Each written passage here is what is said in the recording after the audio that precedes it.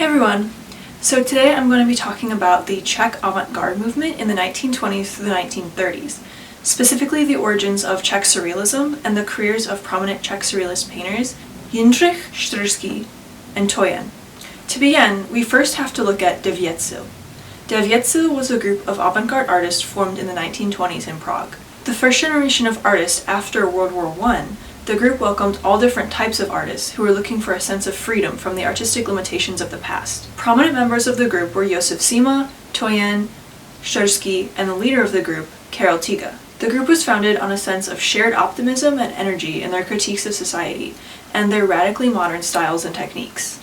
Within Devětsil, the visual artists and writers often took inspiration from each other, which led to the creation of visual poetry or pictorial poems, a distinctly modern art form that resulted from this collaboration. These works usually layered photographs and drawings with texts and short lines or poems in interesting and graphic ways. They were a form of collage meant to be expressive and playful, and to document reality while also remaining abstract. In his essay, Poetry for All Five Senses, artist Karel Tyga writes that the pictorial poems are, quote, a language devoid of grammar. Its vocabulary is more like signals than a conversation. A word of this poetry is far from being a word of spoken language or of a literary language. It is an optical symbol of reality, similar to a flag that symbolizes its country. These pictorial poems struck me as particularly fascinating because of the resemblance to the type of art that we see being created online today, especially for mass consumption on social media. So it's pretty cool to think about how ahead of their time the artists in Devětsil really were. Devětsil also distinguished themselves as modern by working with the most high-tech forms of art available, like photography and film. The group explored contradictory and opposing tendencies of their art, playfully walking the line between what was considered fine art and non-art. The exhibitions of Devětsil often contain art juxtaposed with regular objects, breaking distinctions between value of creativity of fine art and creativity of modernity. This contrast, Tyga wrote in Our Basis and Our Way, marked the art as fully modern. He writes, in the period whose essence is formed by contradictions, we must have the psychological ability to perceive strange, almost paradoxically sharp contrasts. Life needs just as much reason as poetry. So out of the work of Devětsil emerges a new style of art known as Artificialism. Artificialism emerged in the early 1920s as a creative collaboration between Czech avant-garde painters Štrsky and Toyen, both members of Devětsil. I'll note here that Toyen was actually born Marie Čermínová, but for his entire artistic career, he referred to himself using only the masculine grammatical inflections of his native Czech. It's unclear whether this was an attempt to neutralize his biological sex in a male-dominated space, or as an expression of gender identity, but I'll be using he, him, his pronouns regardless. I'll get into more detail about Toyen's life and work when we get to Surrealism. Artificialism focused on creating a certain level of distance between reality and artistic representation, with a maximized use of imagination to limit the direct contact or representation of reality. The paintings of Štrsky and Toyen during this era were suggestive and dreamlike, depicting a fantasy world with only a metaphorical connection to reality. The paintings evoke feelings, memories, or remembrances, rather than depicting or reflecting a tangible scene from reality. The structures in the works are abstract, with a strong use of outlines, and colors and textures resembling elements from earth and nature, like dirt, water, sand, stone, etc. So this painting is by Toyen, entitled Fjords, and we can see a lot of the characteristics of artificialism in it. At first, the connection between fjords and the painting might not seem super clear because the shapes and lines are so abstract, so it doesn't immediately look like the image of a fjord. But when we look closer, we can see that the textures and the colors that Toyen used are reminiscent of those in the natural world, such as the glistening blue of the water, the gritty sand, and the smooth stone textures that he created on the canvas.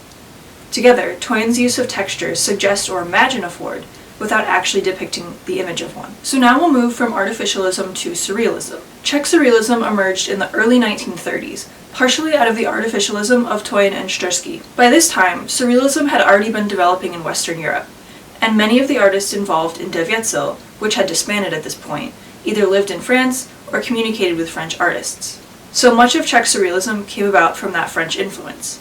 Josef Sima, for example, lived in France for a time, and Toyen and Štrsky founded the Czechoslovak Surrealist group in 1934, when they returned to Prague after a few years in France. Along with the foreign influence, Czech Surrealism developed alongside interests in communist and anarchist political ideology and the psychological theories of Sigmund Freud. While Artificialism represented a dreamlike distance from reality, The shift to Surrealism was a shift to nightmarish imagery that explored the depths of the human psyche. The works of Czech Surrealists focused on the ideas of the imagination, symbolism, and association. They are uncanny in both the subject of the works and through the execution of the works themselves. By uncanny, I mean that the objects depicted in Czech Surrealist work are not always identifiable, or exist just on the margins of comprehension. Objects are juxtaposed in ways that are not logical, placing the familiar alongside the unfamiliar, to defamiliarize the things we know and understand. This idea is thoroughly explored in Toyen's Surrealist works, which often depict young female subjects in barren alien landscapes or surrounded by monstrous figures. This is a perfect example of the way Surrealist work juxtaposed the familiar, in this case the female body,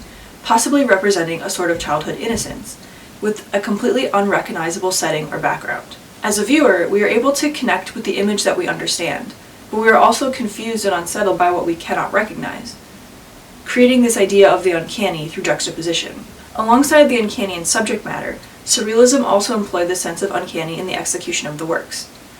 This often means the paintings have a strange or disorienting sense of perspective and space, looking out onto barren landscapes, or they're painted from such an angle that it's difficult to tell the object's sizes in comparison to each other.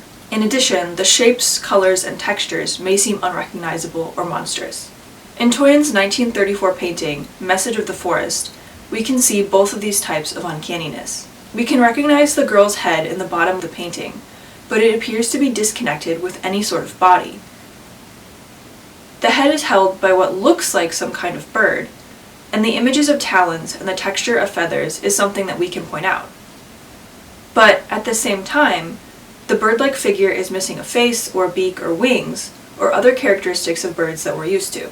The size comparison between the head and the bird-like figure is also not quite what we might expect.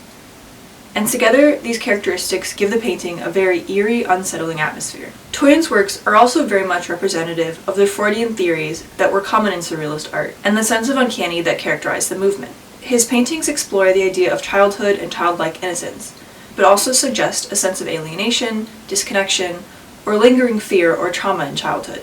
This childhood femininity is particularly interesting as a motif in Toyen's work because of the gender nonconforming identity he took on as an adult.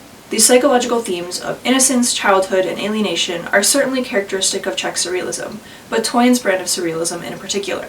In addition to their themes, the visual motifs of barren landscapes, confusing perspectives, and animalistic textures exemplify Czech Surrealism.